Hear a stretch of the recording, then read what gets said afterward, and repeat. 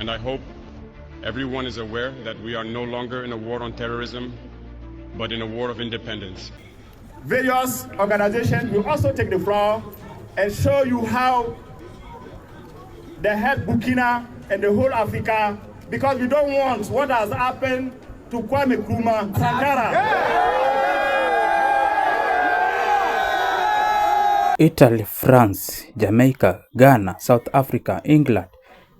People came on large number to protest to support Ibrahim Traoré from all discrimination that are there from West.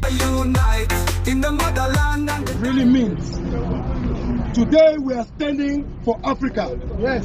Today we are saying enough is enough. Enough. They tried it, they did it with Libya. They are not going to win with Burkina Faso. Never! Never! They touch Burkina Faso. Never! They touch Burkina Faso, we are burning this thing. Never!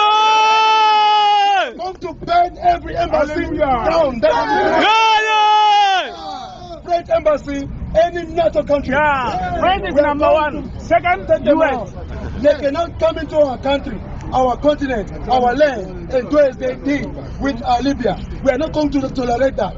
We want to build Africa. I don't know if you guys feel it, but the time for Africa has come. The time for Africa has arrived. I'm so excited. I saw this 5 years ago. The time for Africa has come. Africa unite. Because we are moving right out of Babylon. Hey, and we're going to our father's land.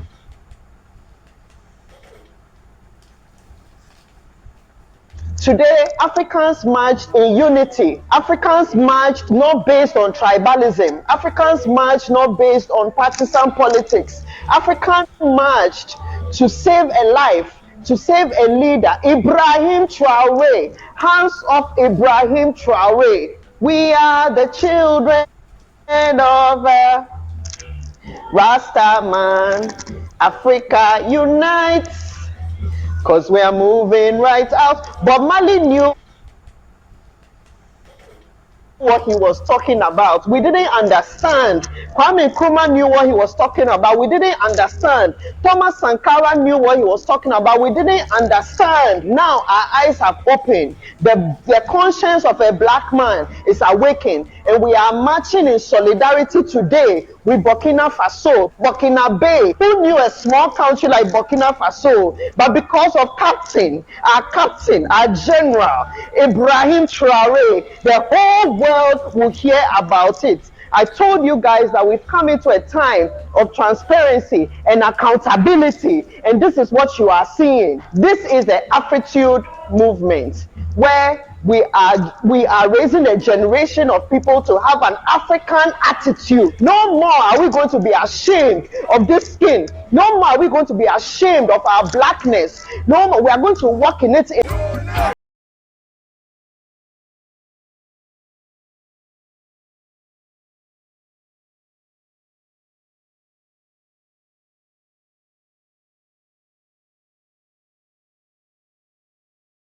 Has decided to raise the blood pressure of African people worldwide by just publicly bad-mouthing Captain Ibrahim Traoré of Burkina Faso, the land of upright men, at the US Senate. But a part of me believes that Africans created the environment for this to happen. Look, in my village they say, it is the lion that moves in silence that sleeps with a full belly. You see, due to excitement, Africa has not allowed the captain to cook in silence, so on top of smelling it, the streets felt the heat. And as a result of many compelling factors, the comment came from the US General Michael Langley, who criticized and accused the captain of diverting his country's gold reserve for his personal interest at the expense of his people. I mean, the statement came from a person of authority, from a country that has demonstrated on many occasions to be the paragon of trustworthiness, the shining beacon of morality, and the flag bearer of human rights in the universe. So naturally, they would never support any leader, especially not an African leader, who engage in such repugnant activities. And it's not President Mobutu Sese Seko Kukumbwendu Wazabanga who would dare argue otherwise. However, it seems like African people are not having it. Nobody is buying this one. Plus, no proof was put forward to back these accusations, like Colin Powell at the UN Security Council. Now, in response to these accusations, the captain called for a massive demonstration in support of his regime on the last day of April. So naturally, the people of Burkina Faso and Africans across the continent and in the diaspora heard the call and showed up to show support and back who they believe should be in charge of African affairs. But historically speaking, this should be enough for the US to back off and respect the people's desire, just like we saw in Iran in 1953. Also, maybe one of the many reasons why African people are disagreeing with the US criticism could be that the people of the continent have neither forgotten nor forgiven the 2011 Libyan invasion featuring Barack Obama, David Cameron, NATO forces led from the front with a baton by the former French president Nicolas Sarkozy, whose then wife, now ex, according to some French media, allegedly had a serious entanglement with the former Libyan leader Muammar Gaddafi. Anyways, I have a separate video about this controversial subject, but back to the story.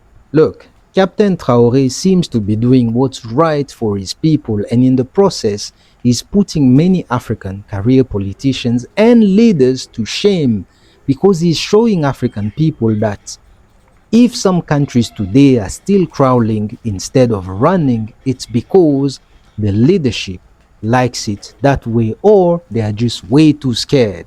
So for the US general to attack such a man, it's perfectly normal, because the US general is looking after America's interest and the captain is looking after Burkina Faso's interest in a way that only focuses on uplifting the lives of his people using the country's natural resources.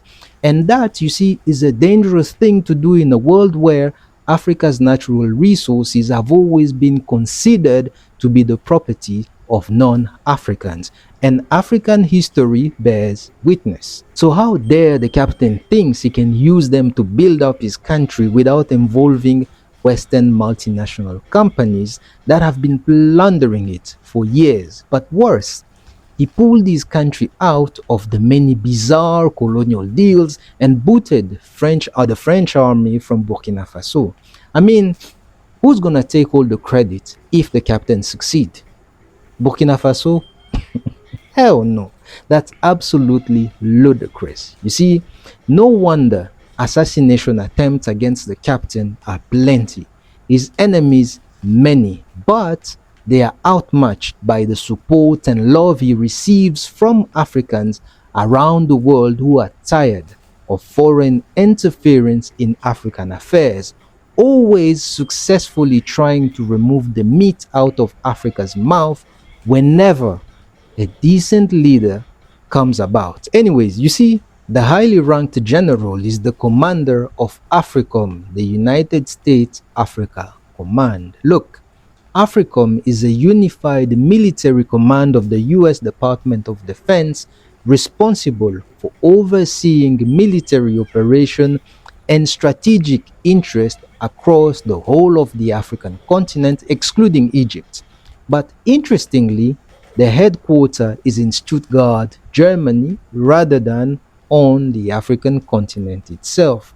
However, to be fair, African leaders are the ones who agreed to these arrangements, allowing foreign military forces on African soil. Because let's be honest, it's not like that branch of the US government has a long and rich history of invading, intervening, and interfering in other nations to impose their way and protect the interest of their elites. To me, this is like agreeing to live with an adult tiger under anesthesia in your house, thinking you are safe when in reality, At any moment, you could be the one.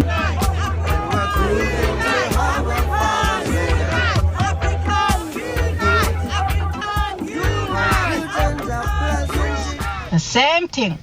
I want my country. The hypocrisy in Western nations is beyond. Like, they're so hypocrite. If a white man or any Western person, a guy or a woman, says, "My country first, make America great, make Britain whatever great, take my country back," yay, he's a good person, make him a president. But if an African man says the same thing, "I want my country to be good, my people to have a good job, my country to build," no. The same people who will say "my country first" will come to him and say, "No, he's a dictator, we can't have that." Trump wants to arrest Ibrahim Traoré. Are you serious? You were literally saying "my people, my country first," and he's saying the same thing. What's the difference between you and him? What's the difference? He's a black man who wants to build his own nation and make his people proud. The same way you want your country to be better. What's the difference? Same with France. Their nationalists are supported. So why can't we support our nationalist who says, "I want my country first, I want my people first"? What's the difference? And then they will complain about us migrating to their countries after they ruined and stole everything in our land and take all our resources. What do you expect people to do? So when they come to your country, you'll say, no, deport them to their country, that you took everything from it. Like, you can't have both ways, West. You cannot. We need to be supporting our people who says they want our country to be first. And if, let's say tomorrow, if they build their country and they don't need you, Africa does not need the West. That's one thing that I know for sure. Because if Africa needed the West, they wouldn't be so obsessive over African countries and their affairs. They need Africa. But you can't have both ways. Of power, of dignity, of freedom for Africa.